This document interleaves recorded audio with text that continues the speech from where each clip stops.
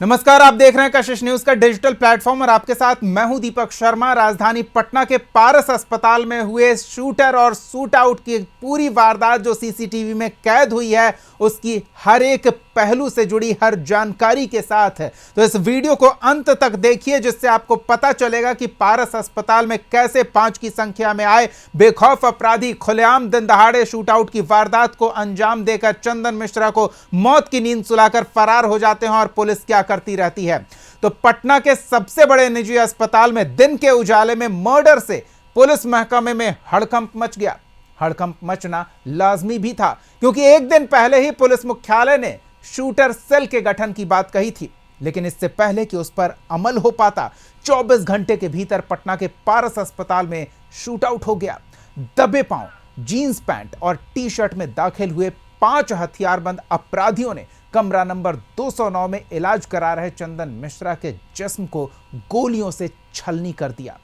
12 round गोलियां चलाने की बात सामने आ रही है, क्योंकि कमरे से 12 खोखे बरामद किए गए हैं। अब बड़ा सवाल यह है कि आखिर चंदन मिश्रा था कौन और उसे गोली मारने वाले कौन थे? शूटर को भेजा किसने था? और उससे भी बड़ा सवाल यह, कौन सी अदावत थी कि शूटर्स किसी भी कीमत पर नहीं चाहते थे कि वो बच पाए? तो बस यूं समझ लीजिए कि जितना सच सामने आया है, उससे ज्यादा सच पर्दे के पीछे है, जिसकी हकीकत जानकर आप चौंक जाएंगे। तो चलिए आपको बताते हैं शूट आउट के पीछे की पूरी कहानी। जिस चंदन मिश्रा की हत्या की गई, वो बक्सर के औद्योगिक थाना क्षेत्र के सोनबरसा गांव निवासी मंटू मिश्रा का पुत्र है। चंदन मिश्रा खुद एक बड़ा अपराधी रहा है, जो इन दिनों बक्सर के केसरी हत्याकांड में उम्र कैद की सजा काट रहा था। कुछ दिन पहले ही वो पैरोल पर जेल से बाहर आकर पारस अस्पताल में अपना इलाज करा रहा था। उसके खिलाफ कई संगीन मामले दर्ज थे, जिनमें 14 साल पहले बक्सर जिला मुख्यालय के अमला टोली में मेन रोड पर हुए राजेंद्र केसरी हत्याकांड का मामला सबसे चर्चित था। 21 अगस्त 2011 को बक्सर जिला मुख्यालय के मेन रोड पर भोजपुर चूना भंडार के मालिक राजेंद्र केसरी की दिन दहाड़े गोली मारकर हत्या कर दी गई थी। राजेंद्र अपनी दुकान का शटर खोल ही रहे थे, तभी बक्सर जिले के अपराधियों ने उन पर ताबड़तोड़ गोलियां बरसाई। इस मामले में राजेंद्र के परिजनों ने बक्सर निवासी चंदन मिश्रा, ओमकार नाथ सिंह उर्फ शेरू सिंह, सुरेंद्र मिश्रा उर्फ छोटू मिश्रा, निलंबित पुलिसकर्मी दीनबंधु सिंह और अन्य के खिलाफ मुकदमा दर्ज कराया था।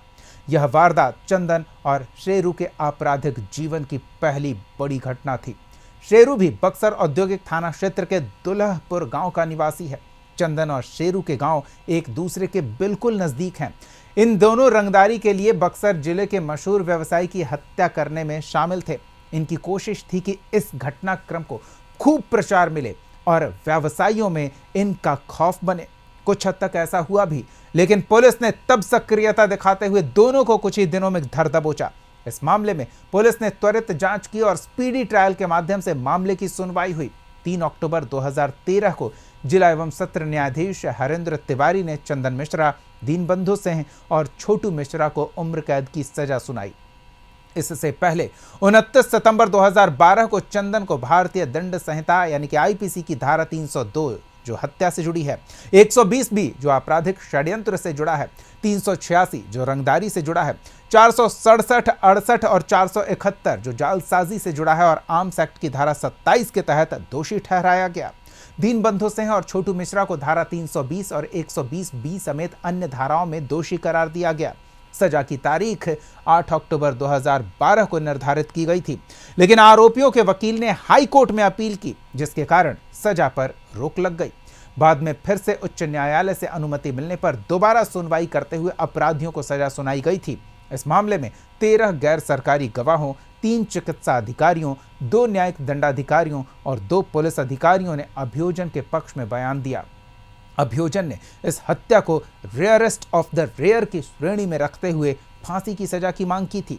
दोनों पक्षों की दलीलें सुनने के बाद कोर्ट ने चंदन, दीनबंधु और छोटू की उम्र कैद की सजा सुना दी।